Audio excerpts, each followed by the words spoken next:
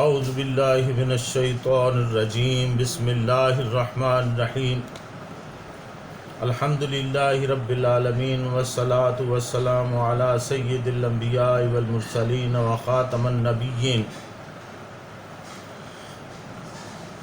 معزز ناظرین، السلام علیکم ورحمۃ اللہ وبرکاتہ۔ جاذب پبلیکیشنز میں خوش آمدید۔ میں محمد سعید جاذب آپ کی خدمت میں حاضر ہوں۔ تعلیم القرآن کا سلسلہ جاری ہے اور اس وقت ہم سورہ فاتحہ کی تشریحات جاننے کی کوشش کر رہے ہیں۔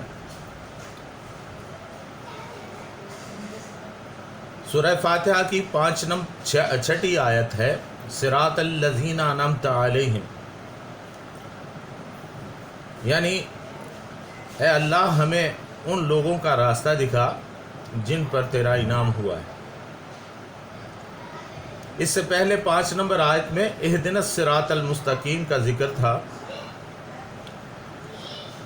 اے اللہ ہمیں سیدھا راستہ دکھا، اور اب اس سیدھے راستے پر جو لوگ گامزن رہے ہیں ان کا ذکر ہے، یعنی وہ لوگ جن پر اللہ تعالیٰ نے انعام کیا، ان لوگوں کے راستے پر ہم چلنا چاہتے ہیں۔ انعامتا کا مطلب کچھ یوں ہے، اس کے معنی میں تحفہ، خلط، بخشش، بدلہ، اجر، معاوضہ، کارگزاری کا صلہ۔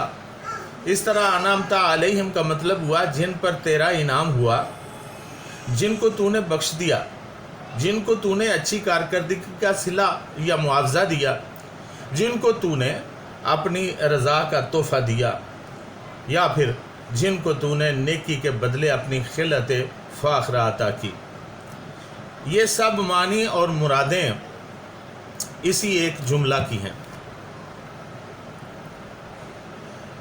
یہ ایک واضح اصول ہے کہ انسانی سوسائٹی میں انسان کی فطری قوتوں کی تکمیل اس وقت تک نہیں ہو سکتی جب تک کہ اس کے سامنے کوئی نمونہ موجود نہ ہو۔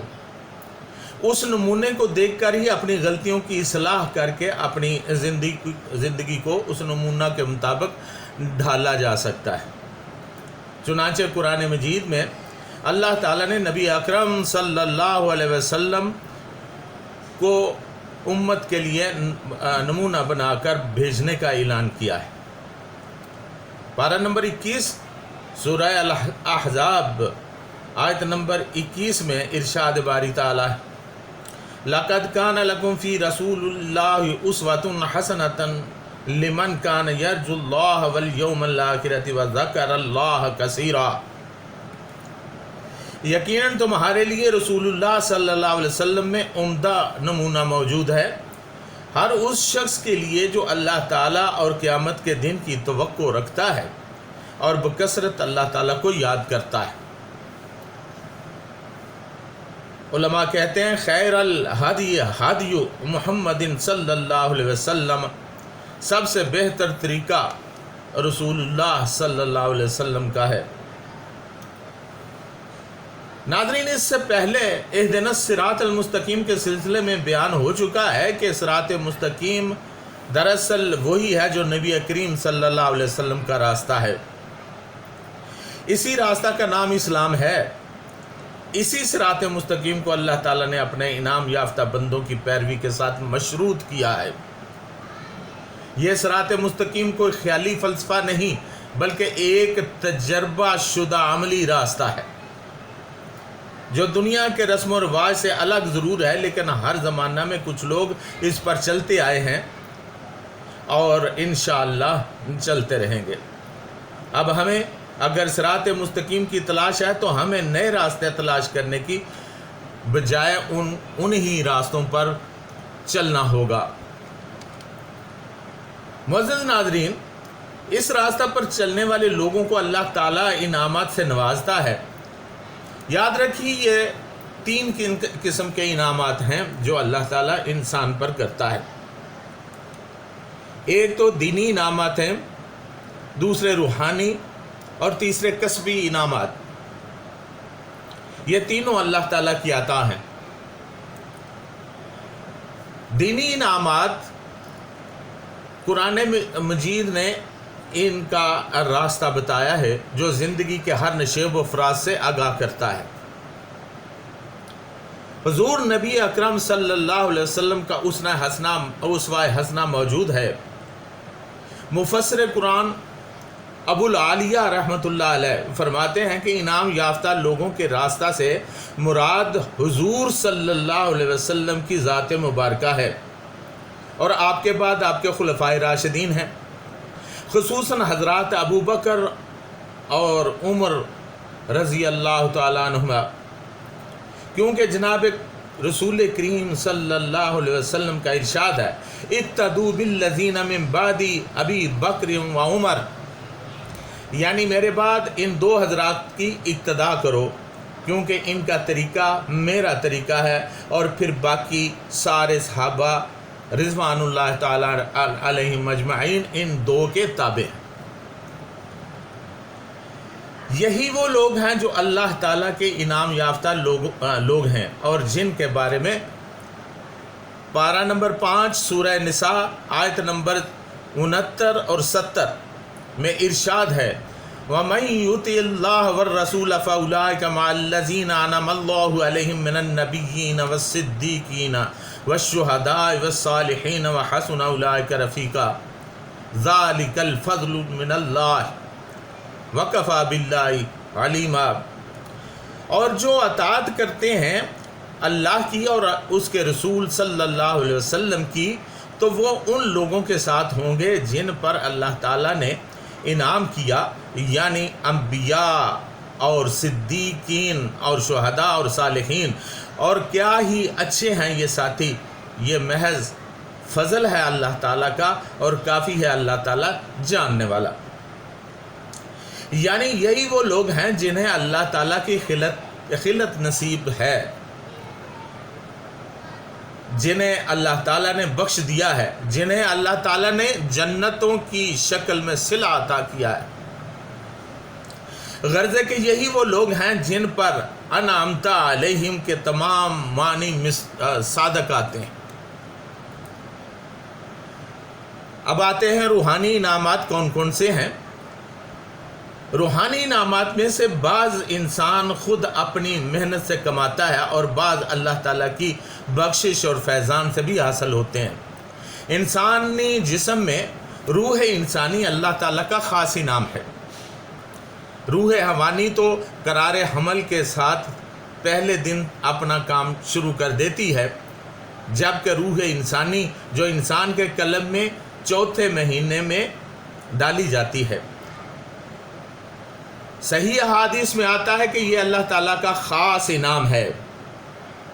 پھر انسان کو عقل عطا کرنا اور تمام ظاہری و باطنی قوتوں سے لیس کرنا، غور و فکر کی طاقت بخشنا، اور خاص طور پر گفتگو کا طریقہ سکھانا اللہ تعالیٰ کے خصوصی انعامات ہیں۔ چنانچہ یونانی فلسفی انسان کو حیوان ناطق یعنی بولنے والے حیوان سے بھی تعبیر کرتے ہیں۔ خود اللہ تعالیٰ نے بھی اس کا اعلان کیا ہے۔ پارہ نمبر 27 سورہ الرحمن آیت نمبر 1 تا 4 ارشاد باری تعالیٰ ہے الرحمن علم القرآن خلق الانسان علمہ البیان، وہی مہربان ہے جس نے آپ کو قرآن سکھایا، انسان کو پیدا کیا، اسے بولنا سکھایا۔ یعنی اس نعمت کبریٰ کا ذکر ہے جو اللہ تعالیٰ نے انسان کو تخلیق کے بعد عطا کی۔ بعض علماء کا خیال ہے کہ اس سے مراد حضرت آدم علیہ السلام ہیں، جن سے نوع انسانی کا سلسلہ چلا۔ مختصر یہ کہ یہ جو میں نے عرض کی جتنی صلاحیتیں اللہ تعالیٰ نے انسان کے اندر ودیعت کی ہیں، یہ اللہ تعالیٰ کے روحانی انعامات ہیں۔ اب آتے ہیں کسبی انعامات کون کون سے ہیں۔ انسان کے کسبی انعامات یعنی جو اس نے خود کمائے، ان میں تزکیہ نفس کو خاص اہمیت حاصل ہے۔ اہل تصوف کی اصطلاح میں اسے تخلیہ کہتے ہیں۔ اس کا مطلب یہ ہے کہ انسان ہر قسم کے رذائل سے پاک ہو جائے۔ جب کوئی انسان عبادت و ریاضت میں پابندی اختیار کرتا ہے اور مشقت برداشت کرتا ہے تو اس کے جسم سے تمام رذیل خصلتیں یعنی کفر، شرک، نفاق، بدعقیدگی، حسد، کینہ اور تکبر وغیرہ نکل جاتی ہیں اور انسان بالکل پاک اور صاف ہو جاتا ہے۔ تخلیہ کا دوسرا معنی یہ ہے کہ انسان اپنے ظاہر و باطن کو اخلاق حسنہ سے مزین کرے۔ ان میں ایمان، توحید اور دیگر تمام اچھے اخلاق شامل ہیں۔ اللہ تعالیٰ کی رحمت، مغفرت اور رضا بھی بہت بڑے انعامات ہیں۔ یہ سب انسان کی اپنی محنت سے حاصل ہوتے ہیں۔ تو ناظرین،